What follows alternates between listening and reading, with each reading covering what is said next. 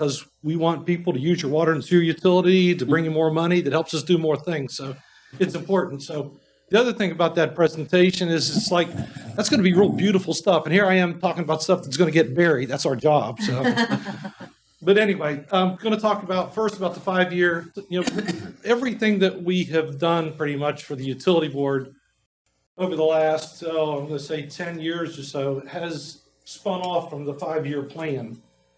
We helped the board develop it here about 10 years or so ago. And on that 5-year plan, it can be anything from like heavy equipment for sewer cleaning, televising, to capital improvements, bridge replacements, street paving, things like that. So, what I'm going to talk about primarily is I'm going to get started talking about a little bit about the 5-year plan, about how it got developed. I'm going to talk about the current version of it, which is about a year old now. And then talk about some of the status of the planning efforts that the utility board hires to do here about a year ago. And then how the utility board and council may be able to fund some of these projects. I'll look at my crystal ball the best I can based on what I heard today, as a matter of fact.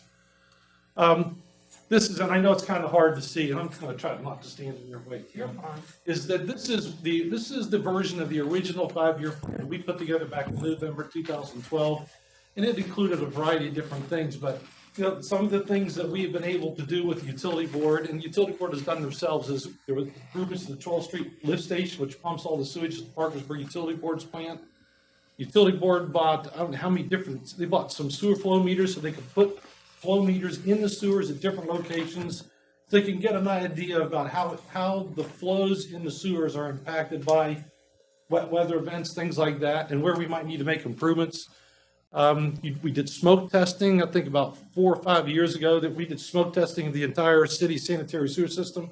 The purpose of that testing, that smoke testing, was you blow smoke in the sewer, and if it comes up out of roof drains and driveway drains and catch basins, that shouldn't be happening. You shouldn't have those stormwater sources tied into your sanitary sewer. So that was the purpose of smoke testing.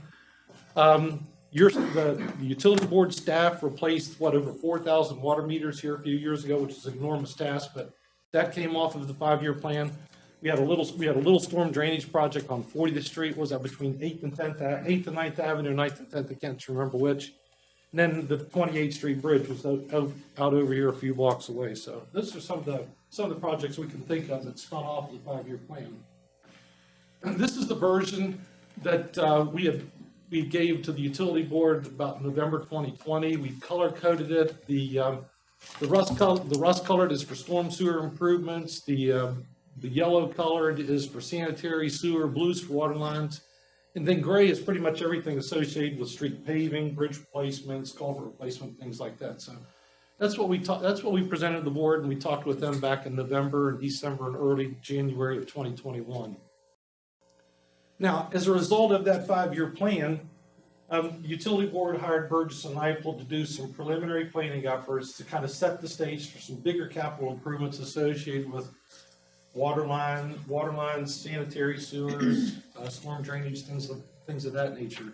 On the water side, they hired us to do an update of the water system evaluations and develop a new preliminary engineering report. And back in the early 2000s, the city, I think it was the city at the time before the utility board hired us, had us do an evaluation of the water system, and as a result of that water system evaluation, there was a new water storage tank and 4 water storage tanks rehabilitated as a result of that report. So we've been working on updating that report here this past year. We did another task order that the utility board hired us to do what they call a water system risk and resilience assessment, and also an update of your emergency response plan. Those tasks were required by the U.S. EPA as a result of a federal legislation adopted in 2018. We worked on those this past year as well.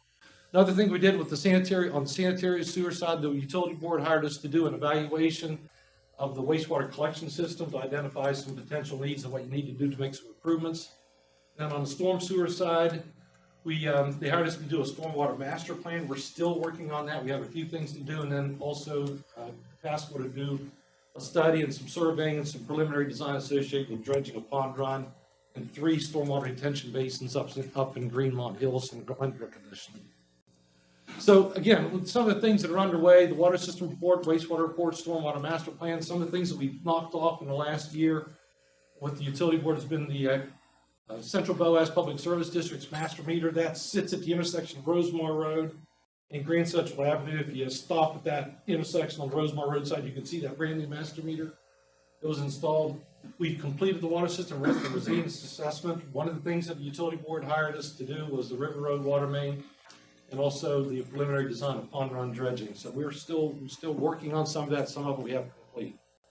Talking about the wastewater projects, some of the things that we have identified as a result of our efforts or planning associated with the wastewater collection system. Other things that were purchased as a result of the 5-year plan, the utility board bought a sewer, the city has bought sewer cleaning equipment. Matter of fact, we've had sewer cleaning equipment for years. You bought sewer televising equipment so you can run cameras up in the sanitary sewers. You can also record their conditions so we can get an idea of what we need. We can assess and determine whether they need to be repaired or replaced. In some cases, maybe even upsized. So as a result of the smoke testing that I mentioned a few minutes ago, some of the investigations associated with the sewer televising and cleaning and the flow monitoring, we came up with a list of improvements that need to be made. This map here just shows the locations that are in yellow here. Some of the sewer rehabilitation or replacement needs to take place at different locations. And if somebody has any questions about where those are specifically, I think we could try to answer those later. Mike Davis might be able to tell us. Also, part of that, we knew that there was, as a result of the flow monitoring, we know there's some issues associated with the sanitary sewer that runs back in behind Lowe's, parallel to Pond Run on the east side of Pond Run. That sanitary sewer is too small, so what we're proposing is to increase its size. Here's Lowe's, here's Pond Run, here's 12th Street. Then once you make the turn off of 11th Avenue, you turn down 12th Street. We're going to go between Lowe's and Sam's Club, head across Grand Central Avenue, and the brand new sewer goes all the way to the 12th Street pump station. The objective here is to make sure that we're able to have enough capacity in that sanitary sewer to get it to the lift station. There have been cases where we've actually had some overflows during wet weather events on that stretch of sewer. The Woodland Heights Sanitary Sewer Replacement Project. Woodland Heights, this is Woodland Drive here, 27th Street, 28th Street's up here. This is where your landslide is on Woodland Drive. So this existing sanitary sewer that goes down through this hollow is 6-inch diameter. It serves several customers up on the hill there, and in that general vicinity, it's too small. It should be at least 8-inch diameter. Also, the force main, what the force main is, it's a pressurized pipe that comes out of the 12th Street pump station. That force main pumps it carries the wastewater from the 12th Street pump station all the way to the front door of Parkersburg's wastewater treatment plant.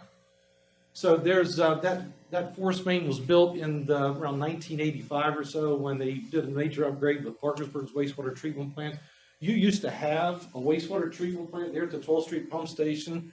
As a result of the funding that was available, the city was basically forced, I think, to take that treatment plant out of service, but then convert that to a pumping station to pump to Parkersburg. So this project includes replacing that main. It's 37, 38 years old, plus it's undersized. It's not large enough to carry the wastewater and some of the wet weather flows that you get through it. Summary of the construction costs associated with the different improvements is roughly $7.9 million. And this, we just highlight this, that's the construction cost. That does not include the total project costs, which means in addition to construction costs, you're going to have things like engineering, accounting, legal services. You might have to acquire rights of way, things like that. You have to set up a funded reserve account with that. So if you want to come up with a rough idea of what the total project cost might be, if you do all of these things, add something like 20 to 25% of that. That's what you're looking at. That may change, that percentage may change if you make the project smaller.